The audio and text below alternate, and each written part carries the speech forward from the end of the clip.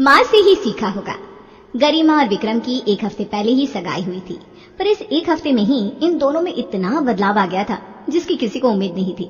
विक्रम जो पहले घर का खाना खाना ही नहीं चाहता था, वो आजकल घर पर अपनी माँ के हाथों का बना खाना खा रहा था। वो गरिमा जो सुबह के 10 बजे के पहले उठना ही नहीं चाहती थी, जिसे साज श्रृंगार बिल्कुल पसंद नहीं था, वो सुबह 7 बजे उठकर खुद को ग्रूम करने लगी थी। एक सुबह झाड़ू लिए ममता अपनी बेटी के कमरे में आती है। ड्रेसिंग टेबल के सामने बैठी गरिमा अपने बालों को कंघी कर रही थी। अरे ये क्या अजूबा देख लिया मैंने, हाफ पैंट में घूमने वाली मेरी बेटी ने आज तो सूट पहना है। एक मिनट जरा चेहरा तो दिखा है, लिपस्टिक लगाई है तूने? सब ठीक था ना बेटा? जरा सर इधर ला तो, बुखार कहीं सर पर तो नहीं चढ़ गया तेरे? उफो मम्मा, आप भी ना बहुत मजाक करती हैं। लाइए ये झाड़ू मुझे दीजिए, मैं अपने कमरे की सफाई कर लूंगी, तब तक आप बाकी काम कर लो।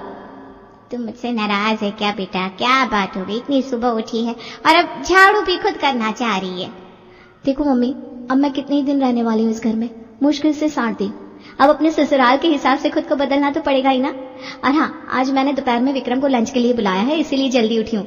यहाँ झाड़ू लगाने के बाद सीधा किचन में दोपहर के खाने की तैयारी के लिए चली जाऊंगी, तो तब तक आप नाश्ते का काम क्लियर कर लो। मेरे टाइम में मुझे कोई झिकझिक नहीं चाहिए। हाँ बेटा हाँ, नहीं आऊंगी तुझे डिस्टर्ब करने। ससुराल में जब 24 घंटे रसोई में अकेले रहना पड़ेगा ना, तब याद आएगी माँ की। यह गरिमा अपनी माँ को अपनी बातों से इम्प्रेस कर रही थी, तो वहाँ विक्रम नाश्ते के टेबल पर अपने बेटे को खाना परोसती उषा कहती है, दोपहर में क्या बना लूं बेटा? दाल चावल भिंडी खा लेगा या कढ़ी बना लूं? अरे कुछ भी बना लीजिए उषा जी, आजकल देख नहीं रहे आपके बेटे ने खाने को लेकर ड्रामे करने बंद कर दिए। पहले तो ये नहीं खाना मम्मी, वो नहीं खाना, अब जैसा ही लगा कि बीवी आने वाली है, वो तो इतना ड्रामा सहेगी नहीं, तो आ गया लाइन पर। ऐसी कोई बात नहीं है जी, ये होता है कुंडली मिलाकर रिश्ते करने का प्रभाव। मैंने कहा था ना, अगर कुंडली सही से मिले तो इंसान का नेचर अपने आप बदलने लग जाता है। कुंडली का तो पता नहीं मम्मी, खुद को बदलने की इच्छा भी होनी चाहिए। और जितना मैं गरिमा को समझ पा रहा हूँ, पापा वो मेरे सारे नखरे आराम से उठा लेगी। और हाँ मम्मी, जहाँ तक रही दोपहर के खाने की बात, तो दोपहर में कुछ भी बनाने की जरूरत नहीं है। मेरे कुछ दोस्तों ने आज बाहर मिलने का प्लान किया है, तो मैं बाहर ही खा लूंगा। और अपनी माँ से झूठ कहकर विक्रम पहुंच जाता है गरिमा के घर, जहां अपने होने वाले पति के लिए गरिमा ने खाने की इतने डिशेस बनाए थे कि पूरा डाइनिंग टेबल भर गया था। सुबह से लगी पड़ी है ये आपके लिए लंच तैयार करने में बेटा जी। अब फाइनल टेस्टिंग कीजिए और बताइए कैसा बना है सब कुछ। दाल तड़का, काजू के चावल, नान, पनीर की सब्जी, मशरूम की सब्जी, बाप रे बाप, इतना सब बनाने की क्या जरूरत है गरिमा? देख लो, ये सब करके तुम मेरे एक्सपेक्टेशंस हाई कर रही हो, फिर शादी के बाद ऐसा ही टेस्टी खाना मांगूंगा मैं, फिर मत कहना। सिर्फ इतना ही नहीं, शादी के बाद तो मैंने सोचा है कम से कम 5 तरह की सब्जियां बनाऊंगी, पर अगर तुम सस्ते में निपटाना चाहती हो तो कोई बात नहीं। इसी तरह दिन बीत रहे थे और आज के हर दिन के साथ गरिमा और विक्रम के बीच का प्यार बढ़ता ही जा रहा था। इसी तरह प्यार प्यार और प्यार के साथ सगाई और शादी के बीच के 3 महीने यूं निकल जाते हैं और गरिमा और विक्रम की शादी हो जाती है। शुरुआत में तो सब कुछ अच्छा ही चल रहा था, दोनों एक दूसरे के लिए कस्में वादे निभा भी रहे थे। फिर दोनों हनीमून से होकर आते हैं और वापस से विक्रम अपने काम पर लग जाता है और गरिमा पर आ जाती है रसोई की जिम्मेदारी। एक सुबह, अरे बहू बना दिए क्या पराठे, या सारी खातिर से विक्रम की होगी? हाँ मम्मी जी, बस बना ही रही हूँ। कितना काम हो जाता है ससुराल में। किसी ने सच कहा है, हनीमून पीरियड इतना शॉर्ट पीरियड का होता है कि उंगलियों पर गिना जा सके। वहाँ पापा जी नाश्ता मांग रहे हैं और यहाँ बस आलू ही उबले, कुछ भी तैयार नहीं है। नींद कैसे नहीं खुली आज, मेरी समझ में नहीं आ रहा। एक काम करती हूँ, आलू के पराठे बना लेती हूँ, ये सही रहेगा। गरिमा फटाफट पराठे बेलती है और तवे पर चढ़ाकर जैसे ही लाइटर से गैस ऑन करने की कोशिश करती है, गैस ऑन होती नहीं। हे भगवान, पहले आटा खत्म हो गया तो आटा लेकर आना पड़ा, अभी गैस भी ऑन नहीं हो रही है, कहीं गैस खत्म तो नहीं हो गई। गरिमा चेक करती है तो समझ में आता है कि गैस तो खत्म हो चुकी है, तो नया सिलेंडर लगाना पड़ेगा। इसलिए वो जाती है अपने पति के पास हॉल में। सुबह तुमसे बेडशीट नहीं लगाई जा रही थी और अभी सिलेंडर? चलो लगवा देता हूँ। ये क्या तरीका है? शादी के पहले तो कहते थे चांद सितारे तोड़ लाऊंगा, और अब सिलेंडर लगाने में भी ड्रामे। सिलेंडर कौन सा मैं खुद के लिए लगवा रही हूँ? ब्रेकफास्ट तो भाई सब करेंगे, मुझे तो ब्रेकफास्ट करते करते 12-1 बज जाते हैं। विक्रम सिलेंडर फिटिंग करने के बाद डाइनिंग टेबल पर जाकर बैठ जाता है। फिर सभी के लिए बनाकर लाती है गरिमा आलू के पराठे और पुदीने की चटनी। बस पराठे और चटनी बनाए बहू? नाश्ते में और क्या बनता है मम्मी जी? 2-3 तरह के पकवान तो दोपहर के खाने में या रात के खाने में बनाए जाते हैं। नाश्ता तो ऐसा ही होता है ना। अच्छा क्या बहू कि बता दिया कि नाश्ता ऐसा ही होता है। मैं भी पहले यही कहती थी, पर मेरे बनाए खाने को खाने के बाद विक्रम सामने से कहता था, मम्मी मेरी गरिमा तो 4-4, 5 डिशेस नाश्ते में बना देती है, इसीलिए मैंने पूछ लिया भाई। मैं भी यही कहने वाला था मम्मी, सिर्फ पराठे गरिमा?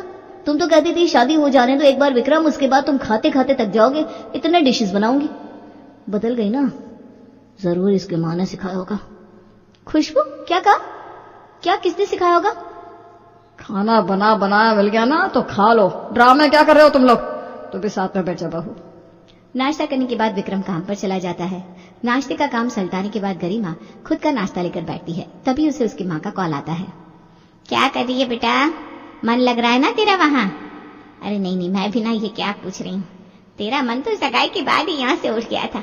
विक्रम जी कहती रहती थी। ये भी अच्छा ही है, मैं तो माँ हूँ, मैं तो चाहूंगी तू वहां खुश रहे। अरे मम्मी, शादी के पहले तुम्हारा दामाद कुछ और था, यहाँ 4 महीने हुए नहीं कि हरकतें बदल गई है इसकी। कह रहा है नाश्ते में सिर्फ पराठे बनाकर दे दिए। तो क्या बनाकर देती? मैं भी तो इंसान हूँ, पहले तो नौकर चाकरों की बात करता था और अब देखो। अरे कोई नहीं बेटा, इतनी छोटी छोटी बातों को दिल पर नहीं लगा दे। तू भी किसी बात पर ताने मार देना दामाद जी को, हो गई बात बराबर। अपनी माँ की बात सुनने के बाद गरिमा को भी विक्रम की ये हरकत नॉर्मल लगती है। रात को रोज की तरह गरिमा अपनी सास के साथ मिलकर डिनर तैयार कर कमरे में जाती है जहां विक्रम फोन यूज कर रहा था। भूले तो नहीं हो ना, आज सैटरडे है और हर सैटरडे हम लॉन्ग ड्राइव पर जाते हैं। अरे हाँ भाई, बिल्कुल याद है, पर अभी बहुत जोरों की भूख भी लग रही है गरिमा, थोड़ा बहुत खा लेते हैं, उसके बाद रात को 11 बजे तक चलते हैं लॉन्ग ड्राइव पर। पूरे 1 हफ्ते के बाद आज मेरी बुलेट घर से बाहर निकलेगी। 1 हफ्ते के बाद क्यों? हर रोज ही बाइक से लोग ड्राइव पर जाना शुरू कर देते हैं, फिर तुम्हारी बुलेट को हर रोज फ्रेश हवा भी मिल जाएगी। और हाँ, मैं बाहर खाऊंगी, घर पर नहीं खाने वाली आज मैं खाना गर्म कर देती हूँ, तुम बाहर आ जाओ। यहाँ गरिमा अपने कमरे से बाहर आती है तो वहां उषा विक्रम के कमरे में चली जाती है। गरिमा खाना डाइनिंग टेबल पर लगाती है। ये दोनों माँ बेटे कहाँ रह गए, जरा जाकर बुलाकर तो ला बहू, पूरा परिवार साथ में खाता ही अच्छा लगता है। मैंने तो इन्हें बोल दिया था बाहर आने को, पापा जी फोन में लग गए होंगे, मैं बुलाकर लाती हूँ। गरिमा अपनी सास के कमरे में उन्हें बुलाने के लिए जाती है, पर उषा वहां नहीं थी क्योंकि वो तो विक्रम के पास थी। मम्मी जी अपने कमरे में नहीं है? जरूर विक्रम जी से बातें कर रही होंगी।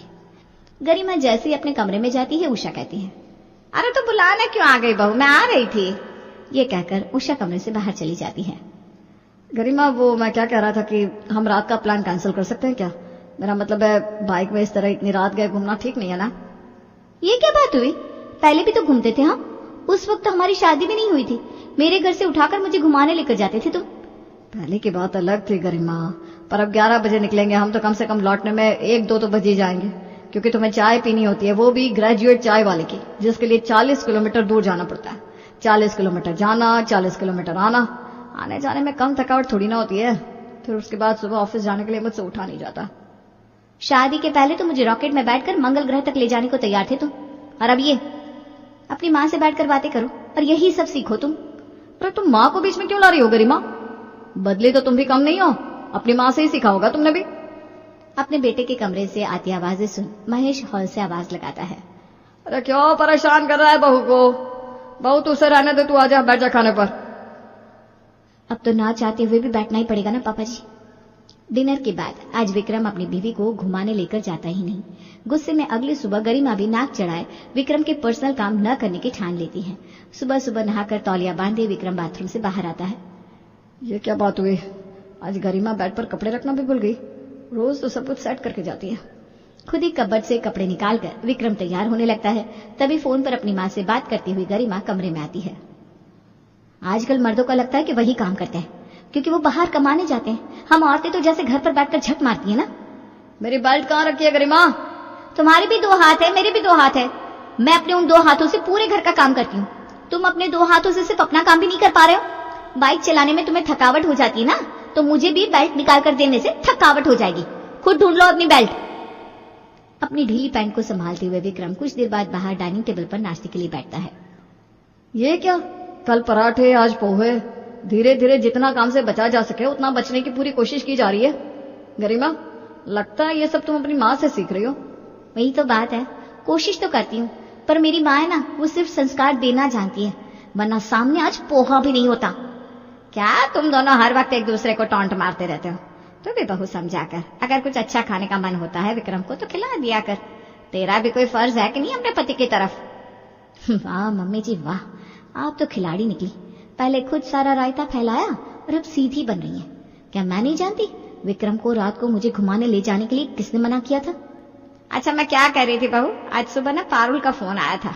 उसके घर पर उसकी ननद और नंदोई आने वाले हैं, तो खाने की तैयारी करने जाना होगा। चली जाएगी क्या तू? मैंने अभी तक तो कुछ कहा नहीं, तू हाँ में भरेगी तभी हाँ करूंगी। हाँ मम्मी जी, इसमें क्या प्रॉब्लम है? बस यही काम था मम्मी जी, या कुछ और भी? अरे हाँ बहू, तेरे पास लाल रंग की वो साड़ी नहीं है क्या जो तू अपने मायके से लेकर आई है? जरा देना तो, पारुल के घर जाना है ना, तो वही पहन कर जाऊंगी। मेहमानों के सामने लगना चाहिए कि कोई आया है। जी मम्मी जी। अपनी सास की सारी बातों में हामी भरने के बाद गरिमा रसोई में जाकर बाकी कामों में लग जाती है।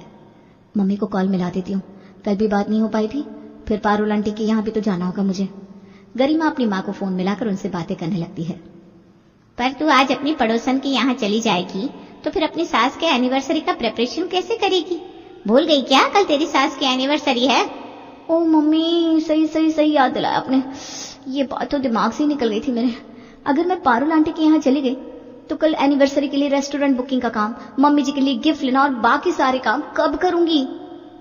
उसी वक्त विक्रम अपनी झूठी प्लेट सिंक में रखने के लिए किचन में आता है और गरिमा को अपने मायके बात करता देख लेता है। यहाँ विक्रम रसोई से बाहर निकलता है और वहां गरिमा। मैं क्या कह रही थी मम्मी जी, अभी तक हमने पायल आंटी जी को हामी नहीं भरी है ना, तो मना कर दीजिएगा ना, मैं नहीं जा पाऊंगी। बस मुझे लगा ही था कि उल्टी चलने वाली गरिमा आज मेरी माँ की कई सारी बातों पर हामी कैसे भर रही है। अभी किचन में ये अपनी माँ से बात कर रही थी। मम्मी, जरूर इसकी माँ ने सिखाया होगा। तुम घूम फिर कर मेरी माँ पर क्यों आ जाती हो विक्रम? क्योंकि तुम मेरी माँ पर आती रहती हो, दिन भर क्या कहती रहती हो, माँ ने सिखाया होगा, माँ ने सिखाया होगा। सीख तो तुम अपनी माँ से रही हो। इसी बात पर फिर विक्रम और गरिमा की बहस छिड़ जाती है। छोटी सी बात इतनी बढ़ जाती है कि रात को एक कमरे में विक्रम और गरिमा सोते तक नहीं। ये तो रोज रोज का हो गया उषा जी।